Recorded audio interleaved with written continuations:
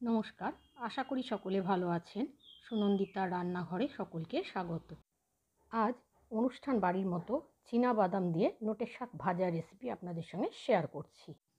আপনি যদি আমার চ্যানেলে নতুন বন্ধু হন তাহলে চ্যানেল সাবস্ক্রাইব করে পাশের বেল বাটনটা ক্লিক করে দেওয়ার অনুরোধ রইল, যাতে আমি নতুন রেসিপি আপলোড করলে আপনার কাছে নোটিফিকেশান পৌঁছে যায়। তাহলে অনুষ্ঠান বাড়ির মতো বাদাম দিয়ে নোটের শাক ভাজা রেসিপি সম্পূর্ণ দেখার অনুরোধ জানিয়ে শুরু করছি। এখানে আমি বাজার থেকে কেনা 1 আঁটি নোটের শাক নিয়েছি। এবার এটাকে বেছে ধুয়ে পরিষ্কার করে ছোট করে কুচিয়ে নেব। গ্যাসে কড়াই বসিয়ে দিয়েছি, তার মধ্যে 3 টেবিল চামচ সর্ষের তেল নিয়েছি। তেলটা ভালো করে গরম হলে সামান্য একটু নুন দিয়ে দিলাম।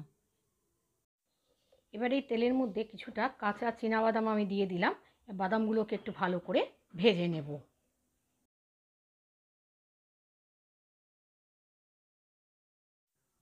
বাদামগুলোকে একটু ভালো করে ভেজে নিয়েছি। এবার বাদামগুলোকে আমি তুলে অন্য একটা পাত্রে রেখে দিচ্ছি। বাদামগুলোকে ভেজে আমি তুলে নিলাম। বাদামগুলো তুলে নেওয়ার পর কড়াইতে যে তেল ছিল তাতে ফোড়নে দিয়েছি 2টো শুকনো লঙ্কা চিড়ে আর 1/2 চা চামচ কালো জিরে। এবার ফোড়নটাকে আমি কয়েক সেকেন্ড ভালো করে ভেজে নিয়েছি। ফোড়নটা ভাজা হলে পরে আমি বেশ কয়েকটা রসুনকে ছোট ছোট করে কুচিয়ে রেখেছি, সেই রসুন কুচিগুলো তেলে দিয়ে দিলাম। রসুন কুচিটাকে একটু ভেজে নেব। শাকে কিন্তু রসুন কুচি দিলে খেতে বেশ ভালোই লাগে। রসুনটা ভাজা হলে পরে যে শাকটাকে আমি কুচিয়ে রেখেছিলাম সেই শাকটা কড়াইতে দিয়ে দিলাম।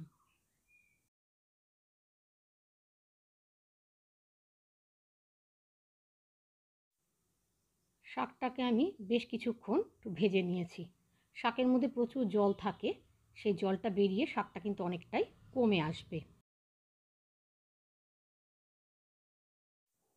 ভাজতে ভাজতে শাকটা যখন অনেকটাই কমে এসেছে এই পর্যায়ে আমি দিয়ে দিলাম খুব সামান্য হলুদ গুঁড়ো। শাকে বেশি হলুদ গুঁড়ো দিলে শাকের রঙটা নষ্ট হয়ে যায়। আর আগে তেলের মধ্যে আমি লবণ দিয়েছিলাম বলে খুব অল্প লবণ দিলাম। আর দিলাম 1/4 চা চামচ কাঁচা লঙ্কা বাটা। এখানে কিন্তু কাঁচা লঙ্কা চিড়ে দিলেও হয়। এবার সব কিছু শাকের সাথে একটু ভালোভাবে মিশিয়ে শাকটাকে আমি আরও কিছুক্ষণ রান্না করে নিয়েছি। শাক থেকে দেখুন অনেকটাই জল বেরিয়ে গেছে। এইবার শাকটাকে সেদ্ধ হওয়ার জন্য আমি কড়াইটাকে একটু ঢাকা দিয়ে দেব। যদিও ঢাকা না দিয়েও শাকটা রান্না করা যায়। গ্যাসের আঁচটাকে মিডিয়ামে রেখে আমি 2 মিনিট শাকটাকে ঢাকা দিয়ে রান্না করে নিয়েছি। 2 মিনিট বাদে আমি এবার ঢাকনাটা খুলে দিলাম। শাকটা ভালোভাবে সেদ্ধ হয়ে গেছে। এইবারে আমি এর মধ্যে দিয়ে দিলাম 1 চামচ চিনি। যে কোনো শাক বা শাক দিয়ে তরকারি রান্নায় চিনি না দিলে কিন্তু খেতে খুব একটা ভালো লাগে না। শাকটা রান্না হয়ে গেছে, কিন্তু তাও এর মধ্যে দেখুন বেশ খানিকটা জল রয়েছে।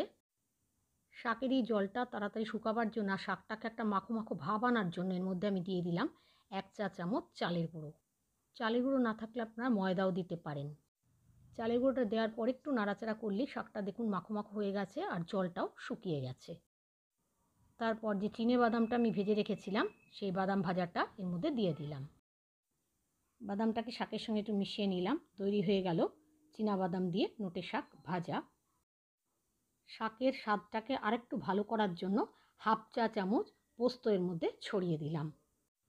এই শাক রান্নায় চীনাবাদাম ভাজার পরিবর্তে ডালের বড়িও ভেজে দিতে পারেন, তাতেও কিন্তু স্বাদ খুবই ভালো হয়।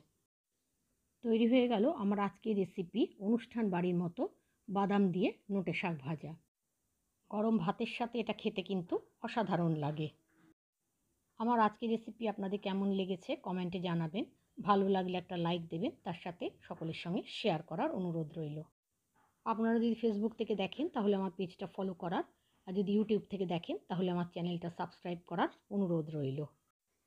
শাক ভাজাটা পরিবেশন করার পর ওপর থেকে আরও কিছুটা পোস্ত আমি ছড়িয়ে দিয়েছি। আজ তাহলে এখানে শেষ করছি। আবার আসবো নতুন রেসিপি নিয়ে। ততক্ষণের জন্য সকলে ভালো থাকবেন, সুস্থ থাকবেন। ধন্যবাদ।